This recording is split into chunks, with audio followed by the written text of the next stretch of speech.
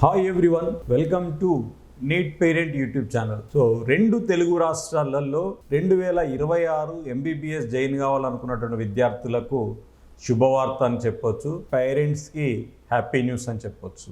ఎందుకంటే రెండు తెలుగు రాష్ట్రాలలో కూడా మెడికల్ సీట్లు పెరుగుతున్నాయి. ఎన్ఎంసి దశల వారీగా సీట్లు పెంచుతూ పోతుంది. ఇప్పటి నుండి మొదలు పెడితే ఫస్ట్ రౌండ్ అయిపోయి సెకండ్ రౌండ్ అయిపోయినాక కూడా కాలేజీలలో సీట్లు పెంచుతుంటుంది. దాని ఇన్స్పెక్షన్ అలా నడుస్తుంటుంది.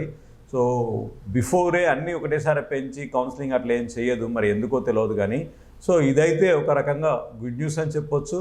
సో తెలంగాణలో ఆల్రెడీ ఇప్పటికే 25 సీట్లు పెరిగాయి. సో మళ్ళీ సీట్లు పెరిగాయి తెలంగాణలో, ఇంకా ఎక్కువ మొత్తంలో కూడా పెరిగేటువంటి అవకాశం ఉంది. అట్ ద సేమ్ టైం ఏపీలో కూడా సీట్లు పెరిగాయి. సో ఏపీలో కూడా ఎన్ఎంసి సీట్లను పెంచింది. ఒకసారి మనం ఈ న్యూస్ని కనుక చూసినట్లయితే, సో ఇక్కడ ఆంధ్రప్రదేశ్ వైద్య విద్యా విస్తరణ మరో కీలక ముందడుగు పడింది. రాష్ట్రానికి అదనంగా 100 ఎంబీబీఎస్ సీట్లు వచ్చాయి.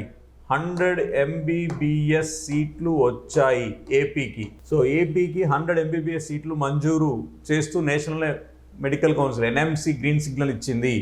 ఇందులో భాగంగా కడప ప్రభుత్వ వైద్య కళాశాలలో 75 అదనపు సీట్లు, కడపలో 75 వచ్చాయి, కడపలో 75 వచ్చాయి. నెల్లూరు ఏసీఎస్ఆర్ ప్రభుత్వ మెడికల్ కాలేజీలో 25 వచ్చాయి. సో కడపలో 75, సో నెల్లూరులో 25. సో మొత్తంగా 100 సీట్స్ పెరిగాయి. దీంట్లో 15 సీట్లు ఆల్ ఇండియా కోటాకు వెళ్ళిపోతాయి. సో లోకల్ వాళ్లకు 85 సీట్స్ పెరిగాయి. సో ఈ నిర్ణయం పట్ల రాష్ట్ర ఆరోగ్య రంగ బలోపేతానికి విద్యార్థులకు నాణ్యమైన విద్యను వైద్య విద్యను మరింత చేరవేయడానికి కూటమి ప్రభుత్వం తీసుకుంటున్న చొరవ విజయవంతమైందన్న వైద్య ఆరోగ్య శాఖ మంత్రి సత్యకుమార్ యాదవ్ హర్షం వ్యక్తం చేశారు. ఇది వాళ్ళ ఫలితంగా వచ్చిందని, సో దీనివల్ల వాళ్ళు హర్షాన్ని వ్యక్తం చేశారు. ఇది కూటమి ప్రభుత్వం యొక్క విజయం. ఇది ఈ 100 సీట్లు పెరగడం అనేది అఫ్కోర్స్ గవర్నమెంట్ యొక్క ఇనిషియేషన్ అనే మనం చెప్పొచ్చు. ఇక తెలంగాణలో చూసినట్లయితే తెలంగాణలో కూడా సీట్లు పెరిగాయి. సో ఇదివరకే మనకు ఓల్డ్లో ఉన్నటువంటి మహబూబ్నగర్ మెడికల్ కాలేజీలో సీట్లు పెరిగాయి. ఈరోజు వచ్చేసి ఆదిలాబాద్లో వచ్చేసి 30 ఎంబీబీఎస్ సీట్లు పెరిగాయి.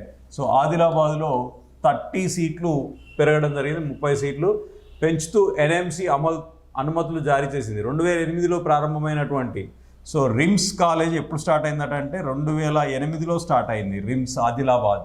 సో రిమ్స్ మొదట 100 సీట్లు మాత్రమే ఉన్నాయి. సో ఫస్ట్ 100 సీట్స్, తర్వాత 20 సీట్లు పెంచారు.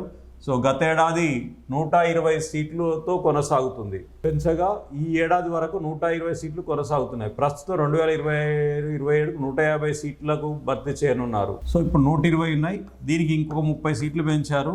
సో దీంతో 150 సీట్లు అయినాయి.